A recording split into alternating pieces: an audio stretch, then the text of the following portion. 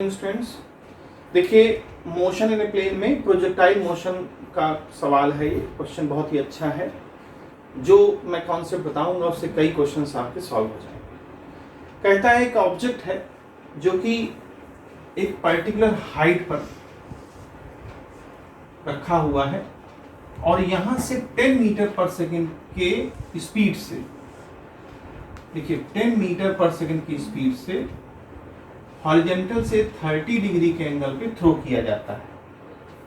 तो क्वेश्चन कहता है कि कहीं तो जाके गिरेगा ही, तो वो जो गिर रहा है जहां पर, वहां की रेंज हमको दे रखी है 17.3 मीटर। ये हमको रेंज दे रखी है। हमको क्वेश्चन मार्क क्या है कि हमको निकालना क्या है बच्चों, हाइट निकालनी है कि कितनी हाइट से थ्रो किया गया है। तो ध्यान दें, इसके दो कंपोनेंट हो जाएंगे, इस वेलोसिटी के दो कंपोनेंट, 10 cos थीटा यानी u cos थीटा और ये वाला कंपोनेंट u sin थीटा। इसी सवाल में हम सारा कॉन्सेप्ट आपको समझा देंगे ताकि आपको कोई भी दिक्कत, कोई भी ऐसी समस्या ना हो। तो देखिए ये पहला केस है कि जब हम इसको वर्टिकली अपवर्ड फेंकते हैं, ठीक है। ये फर्स्ट केस, आप ये न्यूमेरिकल भी है लेकिन एक केस फर्स्ट भी इसको समझिए आप, केस फर्स्ट। तो जब हम इसको 30 डिग्री के एंगल पर ऊपर फेंकेंगे तो इसके दो कंपोनेंट बनेंगे। क्वेश्चन कहता है h निकालिए। तो सबसे पहले हम लोग h फाइंड करने के लिए आपको t निकालना पड़ेगा। h is equal to ut plus half gt square. t कैसे निकालेंगे? तो t के लिए आपके पास फॉर्मूला है v is equal to u plus gt। अब देखिए यहाँ पर v हमारा क्या है, फाइनल वर्टिकल वेलोसिटी, ठीक है। लेकिन t यहाँ पर दिया तो नहीं है शायद, नहीं दिया है। चलिए तो फिर एक काम करें, यहाँ से थोड़ा लेंथी बढ़ जाएगा, आप रेंज का फार्मूला लगा दें तो आसान हो जाएगा। रेंज का फार्मूले में क्या है, r इज इक्वल टू सीधा सीधा बन जाएगा u cos थीटा। थोड़ा मैं यहाँ से करता हूँ, r is equal to u cos theta into t। अब रेंज कितनी है, 17.3। u देखिए, अब यहाँ पर u क्या है, हमको दे रखी है 10 मीटर पर सेकेंड और cos क्या है हमारा, हॉरिजॉन्टल कंपोनेंट, तो 30 डिग्री है तो u यानी कि 10 cos 30 डिग्री और इंटू t।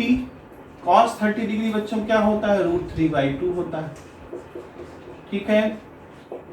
तो हमारे पास t की जो वैल्यू आएगी वो आ जाएगी 17.3/5√3 सेकेंड। ये तो हो गया हमारा पहला, टाइम निकल आया। अब आपको हाइट निकालना है, तो हाइट क्या होगी, ut plus half gt square. अब यहाँ देखिए समझिए, हमने आपको बताया था हाइट अगर है तो हाइट क्यों आएगी, क्योंकि वर्टिकल वेलोसिटी की वजह से आएगी। वर्टिकल कंपोनेंट यहाँ रखिएगा हमेशा हाइट के लिए, वर्टिकल कंपोनेंट।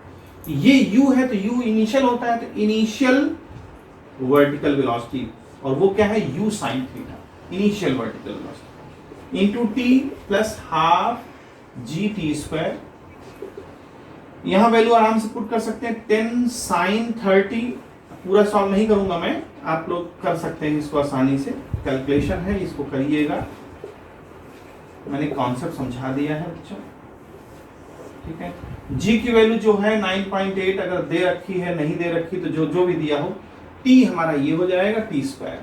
अब यहाँ सारा हम नहीं लिखेंगे, h की वैल्यू आ जाएगी, ठीक है। ये आपका आंसर होगा। अब इसी में हम केस दूसरा लगाते हैं, केस 2, कि अगर मान लीजिए ये क्वेश्चन अगर ना ऐसा होता, इसको डाउनवर्ड फेंका जाता, ठीक है।